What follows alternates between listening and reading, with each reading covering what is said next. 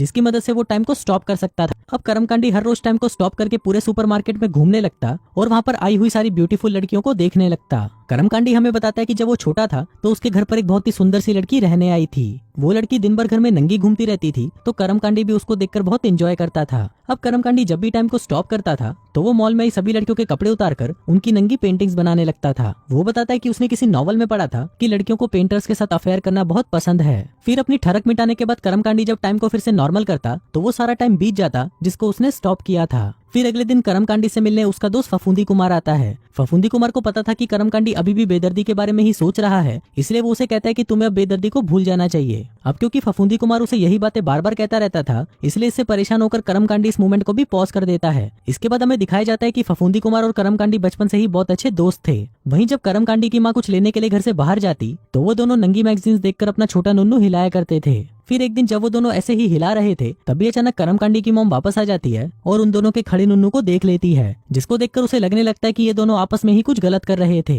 फिर टाइम वापस अनफ्रीज करने पर फफूंदी कुमार उसे कहता है कि तुम्हें कभी मेरे साथ कोठे पर चलना चाहिए। अभी सुनकर कर्मकांडी को अपने बचपन का एक किस्सा याद आता है, जिसमें उसके घर के पास चूची 64 नाम की एक लड़की रहती थी, जो कि 10 रुपए के बदले उनको अपना घोंसला दिखाती थी। वो अपने मोहल्ले में इतनी ज्यादा मशहूर थी कि उसके घोंसले को देखने के लिए उसके घर के बाहर हमेशा लड़कों की लाइन लगी रहती थी। फिर अगले दिन हम देखते हैं कि पहली बार कर्मकांडी और जालिम जहरीली की नजरों से नजरें मिली थीं। वहीं लॉकर रूम में जालिम जहरीली को भूख लग रही थी तो वो कर्मकांडी का सैंडविच खा जाती है। अब ये मूवमेंट कर्मकांडी के लिए एक रोमांटिक मूवमेंट था और वो उस मूवमेंट को जाने नहीं देना चाहता था। वो उस टाइम को फ्रीज करना चाहता था, लेकिन जालिम जहरीली फिर भी चली जाती है। अब इसे कर्मकांडी को काफी अच्छा लगने लगता है कि फाइनली वो बेदर्दी को भूलता जा रहा था। लेकिन इसी दौरान वहाँ पर वो दोनों चूतिए आ जाते हैं। तभी बबलू भैंचो कहता है कि आज मैंने जालिम जहरीली को डेट के लिए पूछा और उसने मुझे हाँ बोल दिया। अभी सुनकर कर्मकांडी सैड हो जाता है और हमें बताने लगता है कि हमेशा उसके साथ ये सब चीजें होती रहती हैं। वो जिस भी लड़की को लाइक करता है वो उसे छोड़कर चली जाती है। फिर हमें दिखाया जाता है कि जब वो छोटा था तो वो अपनी टीचर को लाइक करता था, लेकिन टीचर के साथ तो वो घचाघच नहीं कर सकता था, इसलिए वो अपनी एक क्लासमेट चुस्की को लाइक करने लगा। फिर एक दिन चुस्की का एक्सीडेंट हो गया, जिस वजह से उसका एक हाथ टूट गया था। फिर सभी क्लासमेट्स ने उसके प्लास्टर पर सिग्नेचर किए थे, लेकिन कर्मकांडी वहीं दूर बैठा उसे सिर्फ देखता रहता था। फिर एक दिन चुस्की खुद ही कर्मकांडी के पास आई और उसने कर्मकांडी को उसके प्लास्टर पर साइन करने को कहा। फिर एक दिन जब चुस्की का प्लास्टर उतरा तो उसका पूरा हाथ बालों से भर गया था। अब ये देखकर सभी उसका मजाक उड़ाने लगे, जिस वजह से चुस्की अकेली पड़ गई। तभी कर्मकांडी उसके पास आता है और उसे कहता है कि तुम जैसी भी हो बहुत खूबसूरत हो। अभी सुनकर चुस्की को बहुत अच्छा लगता है, जिसके बाद से वो दोनों गर्लफ्रेंड बॉयफ्रेंड बन जाते हैं। फिर एक दिन कर्मकांडी उसे स्कूल के पीछे बुलाता है। तभी चुस्की वहाँ पर आती है और उससे पूछती है कि क्या तुम मेरे साथ घचाघच करना चाहते हो। कर्मकांडी कहता है कि हाँ, लेकिन आज नहीं,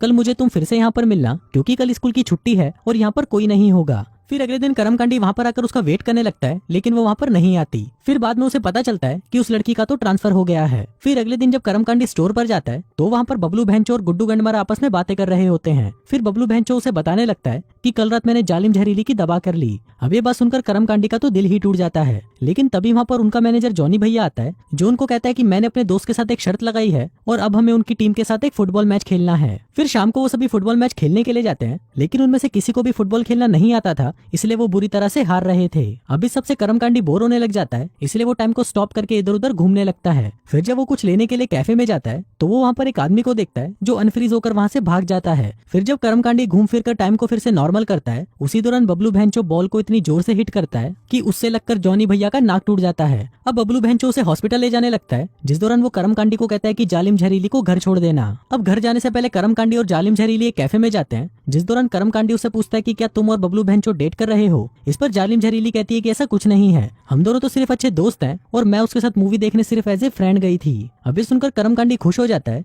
जिसके बाद वो दोनों कुछ देर तक तो बकचोदियां करते हैं और फिर कर्मकांडी जालिम जहरीली को उसके घर छोड़ देता है। अब जाने से पहले ये दोनों एक दूसरे को किस करने लगते हैं, लेकिन वो ढंग से कर नहीं पाते। फिर अगले दिन जॉनी भैया सभी को बुलाकर कहता है कि उसका बर्थडे आने वाला है, तो सभी को उसके घर पर पार्टी में आना होगा। वहीं जालिम जहरीली कर्मकांडी से पूछती है कि क्या तुम उस रात मेरे साथ चलोगे, जिस पर कर्मकांडी उसे हाँ कर देता है। इसके बाद मैनेजर सभी लड़कों को बुलाता है और कहता है कि बर्थडे पार्टी में एक स्ट्रिपर भी होनी चाहिए, जिसका इंतजाम वो कर्मकांडी को करने के लिए कहता है। अब कर्मकांडी को पता नहीं था कि वो इसका इंतजाम कैसे करेगा, इसलिए वो इस काम के लिए फफूंदी कुमार की हेल्प लेता है। अब फफूंदी कुमार तो एक नंबर का रट्टीबाज था, इसलिए वो उसे एक पब में लेकर जाता है। फिर वो वहाँ पर एक लड़की से बात करते हैं, लेकिन वो लड़की कहती है कि उस रात को तो मैं बिजी हूँ, लेकिन मैं वहाँ पर मेरी एक फ्रेंड को भेज दूंगी। अब कल रात के बाद कर्मकांडी को हर जगह सिर्फ जालिम जहरीली ही दिखाई दे रही थी। अब कर्मकांडी जब भी टाइम को स्टॉप करता वो सिर्फ उसी की ही ड्राइंग बनाता। फिर कल रात जॉनी भैया का बर्थडे था, तो जालिम जहरीली कर्मकांडी से पूछती है कि क्या तुम अभी भी मेरे साथ चलना चाहोगे, इस पर कर्मकांडी बोलता है कि हाँ बिल्कुल, मैं तुम्हारे साथ जाना चाहता हूँ। अभी सुनकर जालिम जहरीली खुश हो जाती है और उसे किस करके वहाँ से चली जाती है। उसी रात हम देखते हैं कि जिस कर्मकांडी को इतने दिनों से नींद नहीं आई थी, वो अगली सुबह अच्छे से सोकर उठा था। फिर उठने के बाद उसे एक आर्ट गैलरी से कॉल आता है, जो उसे कहते हैं कि हमें तुम्हारी बनाई हुई ड्राइंग्स बहुत पसंद आई हैं, इसलिए तुम हमसे मिलने आओ।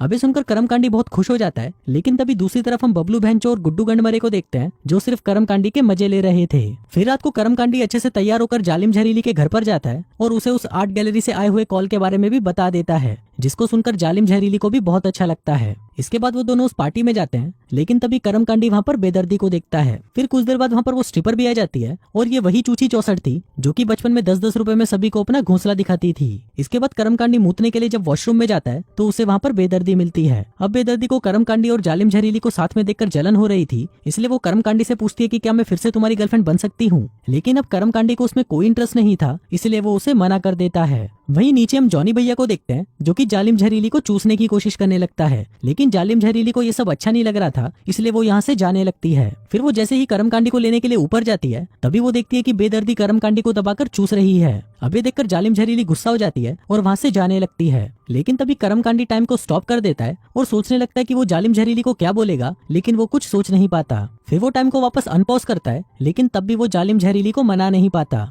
फिर वो उसको मनाने के लिए उसके घर पहुंच जाता है, लेकिन जालिम जहरीली उसकी एक नहीं सुनती और उसे गालियां देकर वहां से भगा देती है। अब इस इंसिडेंट की वजह से कर्मकांडी का दिल टूट जाता है और उसे फिर से नींद आना बंद हो जाती है। फिर एक दिन कर्मकांडी अपना सारा आर्ट लेकर उसी गैलरी में पहुंच जाता है, जहां से कुछ दिनों पहले उसे कॉल आया था। अब वहां पहुंचकर जब वो वहां के मैनेजर से बात करता है, तो उसे पता चलता है कि वहां से तो उसे कोई कॉल आया ही नहीं था। लेकिन इसी दौरान वो मैनेजर उसकी ड्राइंग्स देख लेता है, जो उसे बहुत पसंद आती है, इसलिए वो कर्मकांडी को एक मौका देता है, जिसमें उसका एक आर्ट शो होने वाला था। फिर कुछ दिनों बाद हम देखते हैं कि कर्मकांडी का वो आर्ट शो होता है, जहाँ पर वो सिर्फ जालिम जहरीली की ही पेंटिंग्स लगाता है। उसी आर्ट शो में कर्मकांडी को एक एजेंट भी मिलती है, जो उसे कहती है कि मुझे तुम्हारी ड्राइंग्स बहुत पसंद आई। वो एजेंट न्यूयॉर्क से थी, तो वो कर्मकांडी को भी न्यूयॉर्क में एक शो करने का ऑफर देती है। इसी दौरान कर्मकांडी वहाँ पर जालिम जहरीली को देखता है, जो उसका शो देखने के लिए वहाँ पर आई हुई थी। अब अपनी इतनी अच्छी ड्राइंग्स देखकर जालिम जहरीली खुश हो जाती है और वो कर्मकांडी को माफ कर देती है। फिर कर्मकांडी उसके पास आता है और उसे पूछता है कि क्या तुम मुझ पर ट्रस्ट करती हो। जालिम जहरीली कहती है कि हाँ, मैं तुम पर ट्रस्ट करती हूँ। तभी कर्मकांडी उसे आंखें बंद करने को कहता है, जिसके बाद वो उसे किस करता है और टाइम को वहीं पर स्टॉप कर देता है। अब जब टाइम स्टॉप हो गया था,